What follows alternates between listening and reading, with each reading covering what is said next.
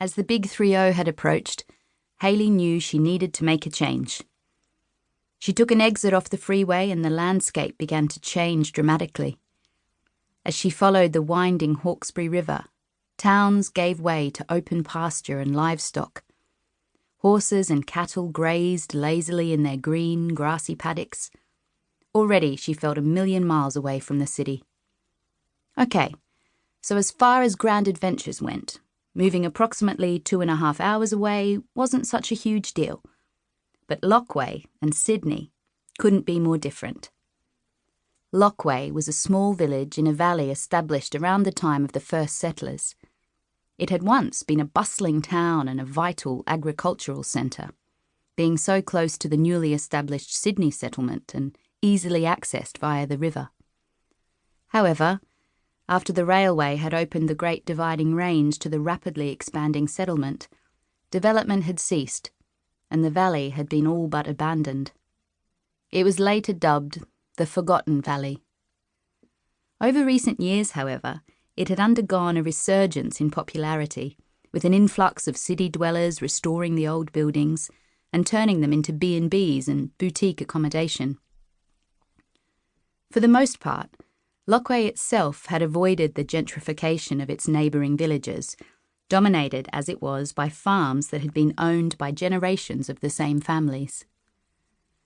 Hayley had first discovered the area when she'd been invited to the Writers' Festival in nearby St Albans a few years previously. She'd been so captivated by the history and sheer beauty of the region that she'd brought Paul back a few months later. They'd stayed in a convict-built stone farmhouse in Lockway.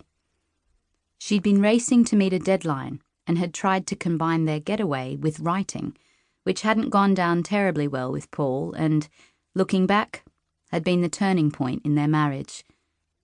It had been shortly after getting home from the trip that Paul and Lisa had started their affair. The book she'd been writing then had coincidentally been released just prior to her 30th birthday a few months ago and had set off an avalanche of emotions. She felt a need to escape, to start over someplace, and remembered the solitude Lockway and its surrounds had offered.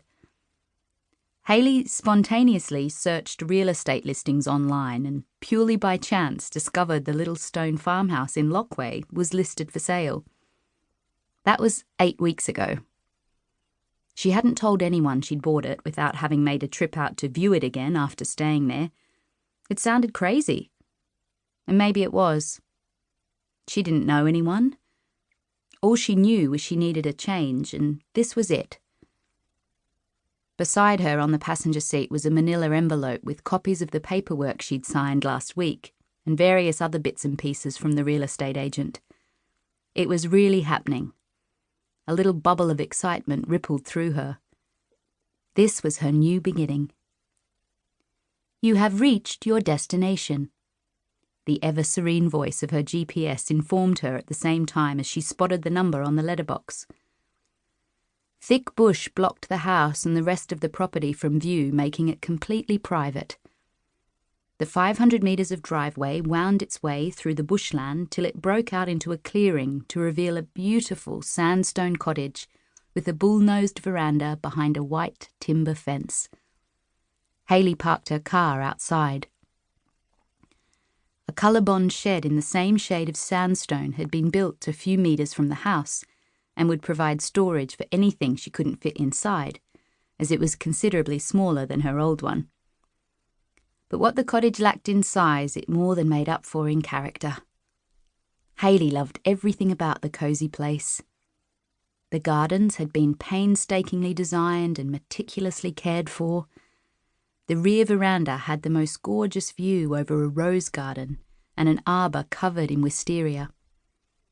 The plump purple flowers hung in clusters, and the gentle drone of bees happily buzzing about them filled Hayley with memories of lazy summer days and warm sunshine. Beyond the arbour hedges on 3 sides created a courtyard feel to the garden. Hayley walked towards the small gate in the far back corner of the hedge. She hadn't ventured this far when she and Paul had stayed here. She knew from the contract that there was a small overseer's cottage and some sheds out here, but previously